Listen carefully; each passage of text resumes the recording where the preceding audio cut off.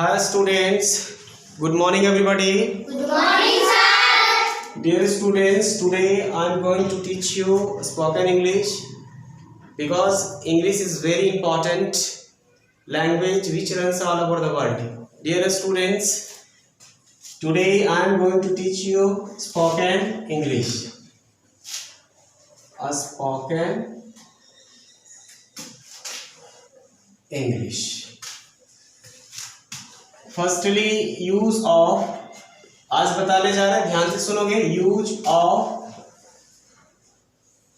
Want oblique want to oblique wants to, ये बताने जा रहे हैं कि वांट टू और वांट्स टू का प्रयोग कहाँ करते हैं और किस लिए करते हैं और इसका मतलब क्या होता है।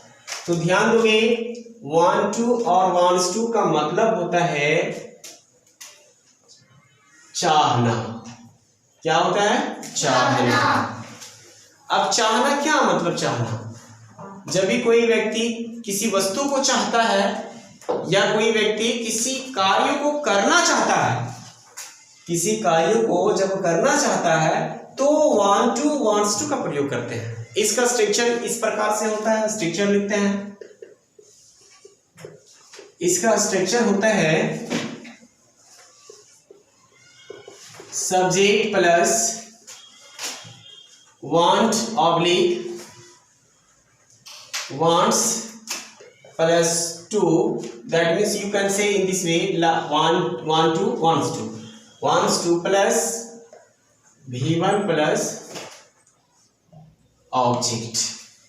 आप इस प्रकार से बोल सकते हैं want oblique wants plus to, या फिर ये भी लिख सकते हैं want to wants to plus V1 plus object. Also you have to write in this way, you can write in this way. Okay, अब चलो चलते हैं। सब्जेक्ट पहले समझते हैं। हमने बताया कि वांट टू और वांट्स टू, मतलब वांट और वांट्स का मतलब होता है चाहना। क्या होता है स्टूडेंट्स? चाहना। अब इसको समझते हैं कि सब्जेक्ट क्या होता है। सब्जेक्ट क्या होता है? I, we, you, they, he, she, it और any name। अब ध्यान देने वाली बात है कि स्टूडेंट्स यही दिक्कत हो जाती है, यही गलत करते हैं कि किसके साथ वांट लगाते हैं और किसके साथ वांट्स लगाते हैं। ये क्लियर करना चाहता हूं, इस चीज को आप समझेंगे।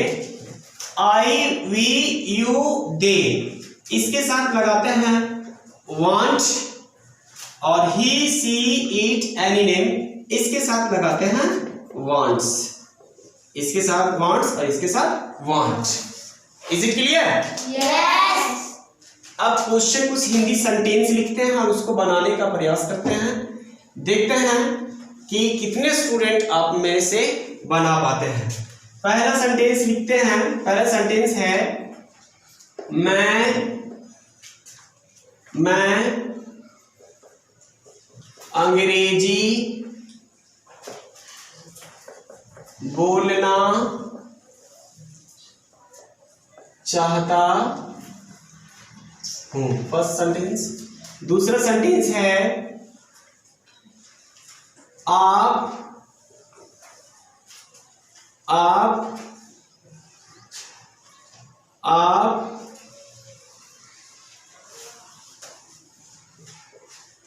किताब पढ़ाना चाहते हो। आप किताब पढ़ाना चाहते हो, ध्यान दोगे। तीसरा, वह बाजार जाना चाहती है। अब ध्यान दोगे, पहले इसको बनाते हैं।